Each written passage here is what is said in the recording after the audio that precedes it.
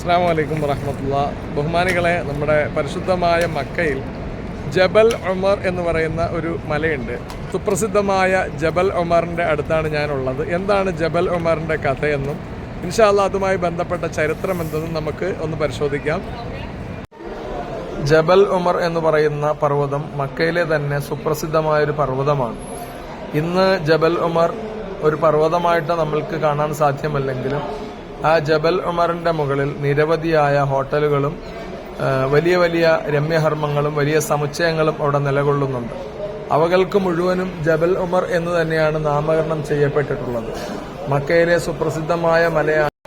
നിരവധി അനവധിയായ സംഭവങ്ങൾക്ക് സാക്ഷിയായ ഒരു മല കൂടിയാണ്. ഈ മലയ്ക്ക് ജബൽ ഉമർ എന്ന് പേര് വരാൻ കാരണം മഹാനായ ഉമർ ബിൻ ഖത്താബ് റളിയല്ലാഹു തആല ഇസ്ലാം സ്വീകരിക്കുന്നതിന് മുമ്പ് സ്ഥിരമായി വസിച്ചിരുന്ന ഒരു പ്രദേശം കൂടിയാണ്. ഒരു പ്രത്യേകമായ ഭാഗത്ത് ഒരു കോട്ട പോലെ ഒരു സ്ഥലമുണ്ടായിരുന്നുവെന്നും അവിടെയാണ് ഉമർ റളിയല്ലാഹു തആല താമസിച്ചിരുന്നതെന്നും പറയപ്പെടുന്നു. മഹാനായ ഉമർ ബിൻ ഖത്താബ് റളിയല്ലാഹു തആലയെ ഭയപ്പെടുന്ന കുറെ ആൾക്കാർ ഈ ജബൽ ഉമർ വഴി സഞ്ചരിക്കാൻ പോലും മടിച്ചിരുന്നു എന്ന ചരിത്രങ്ങൾ കാണാം. മഹാനായ ഉമർ ബിൻ ഖത്താബ് റളിയല്ലാഹു തആല ഇസ്ലാം സ്വീകരിക്കുന്നതിന് മുമ്പ് ജബൽ ഉമറിലെ വില്ലാളി വീരൻ എന്നുള്ള രൂപത്തിൽ അറിയപ്പെട്ടിരുന്നു. പിന്നീട് പരിശുദ്ധമായ ഇസ്ലാം സ്വീകരിച്ചതിനു ശേഷം ഇസ്ലാം പരസ്യമാക്കിയത് ഉമർ റളിയല്ലാഹു തആല ആണ്.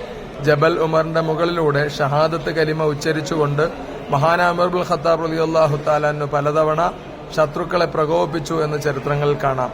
പരിശുദ്ധമായ ഇസ്ലാമിനെ പരസ്യമാക്കിയത് ഉമർ റളിയല്ലാഹു തആല ഇസ്ലാം സ്വീകരിച്ചതിന് ശേഷമാണ്. മുസ്തഫ നബി സല്ലല്ലാഹു അലൈഹി വസല്ലമയെ വധിക്കാൻ വേണ്ടി ഇറങ്ങിത്തിരിച്ച ഉമർ ബിൻ ഖത്താബ് റളിയല്ലാഹു തആല പരിശുദ്ധമായി ഇസ്ലാമിലേക്ക് ഹിദായത്ത് കിട്ടുകയും അങ്ങനെ നബി സല്ലല്ലാഹു അലൈഹി വസല്ലമയുടെ കൈപിടിച്ച് മുസ്ലിം ആവുകയും ചെയ്തു. മുസ്ലിമായ ഉടനെ തന്നെ നബി സല്ലല്ലാഹു അലൈഹി വസല്ലമയോട് ചോദിച്ചു, നബിയെ, നമ്മൾ ഹക്കിന്റെ മേലല്ലേ? നബി സല്ലല്ലാഹു അലൈഹി വസല്ലം പറഞ്ഞു, അതേ ഉമറെ, നമ്മൾ തീർച്ചയായിട്ടും ഹക്കിന്റെ മേലാണ്.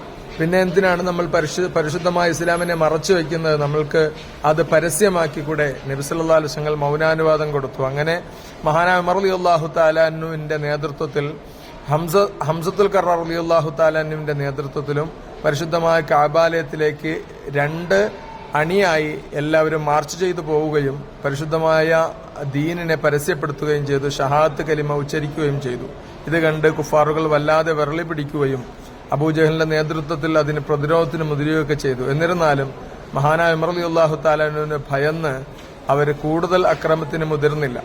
അങ്ങനെ മഹാനായ ഉമർ ബിൻ ഖത്താബ് റളിയല്ലാഹു തആല നബി സല്ലല്ലാഹു അലൈഹി വസല്ലമയുടെ അടുക്കൽ നിന്ന് കഅബാലയത്തിലേക്ക് പോവുകയും പിന്നെ ഈ ജബൽ ഉമർ എന്ന് അറിയപ്പെടുന്ന, മഹാന്റെ പേരിൽ തന്നെ അറിയപ്പെടുന്ന പർവ്വതത്തിന്റെ മുകളിലൂടെ പരിശുദ്ധമായ ഇസ്ലാമിനെ പരസ്യമാക്കി പ്രഖ്യാപിച്ച് നടക്കുകയും ചെയ്തു എന്ന് കാണാം.